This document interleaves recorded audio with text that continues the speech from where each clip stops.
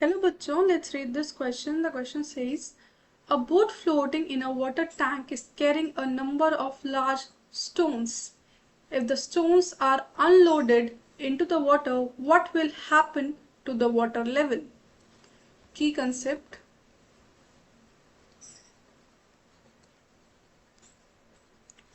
की कंसेप्ट होगा हमारे यहाँ पे अपथ्रस्ट.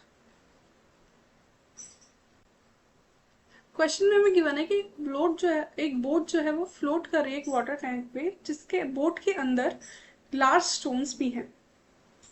तो अगर उन स्टोन्स को हम अनलोड कर देते हैं वाटर के अंदर, तो हमारे वाटर लेवल का क्या सीन होगा, ये हमें बताना है. तो जैसे ये बोट है हमारी, और बोट के अंदर कुछ लार्ज स्टोन्स हैं और ये वाटर के अंदर फ्लोट कर रही है.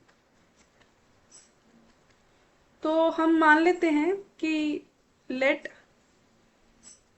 m be the mass of stones और कैपिटल M जो होगा वो मास ऑफ बोट ले लेते हैं.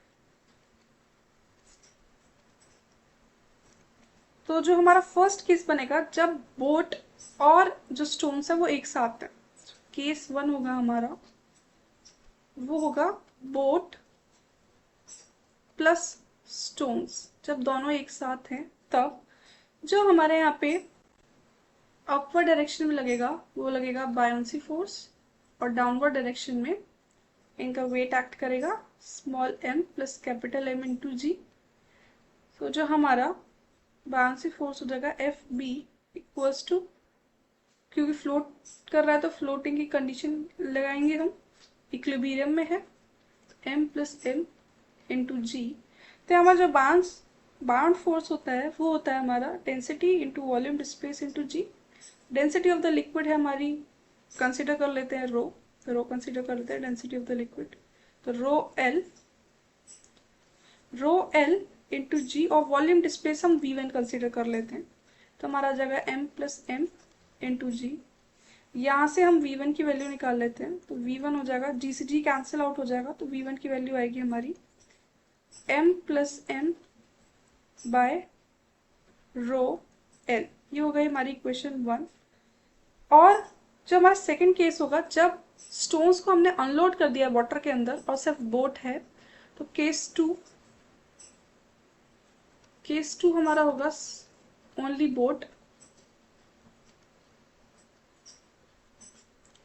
ओनली बोट के केस में जो हमारी बाउंड फोर्स होगा वो बराबर होगा mg के, और बाउंड फोर्स हमारा होगा density of the liquid into g into volume displace. अब जो वॉल्यूम डिस्प्लेस होगा उसे हम V2 कंसिडर कर लेते हैं, इक्वल्स टू mg. यहाँ से V2 की वैल्यू आ जाएगी हमारी m बाय रो एल. जी से डी कैंसिल आउट हो जाएगा, तो हमारी हो गई इक्वेशन 2.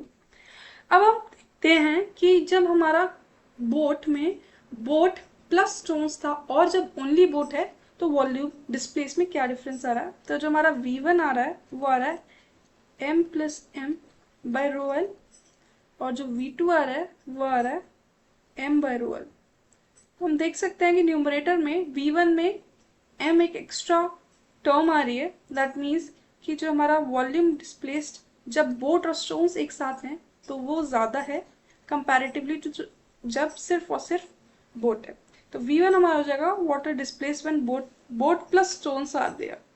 तो जब स्टोन्स अनलोड कर दिए हैं तो वाटर डिस्प्लेस कम हो रहा है, so the water level will fall.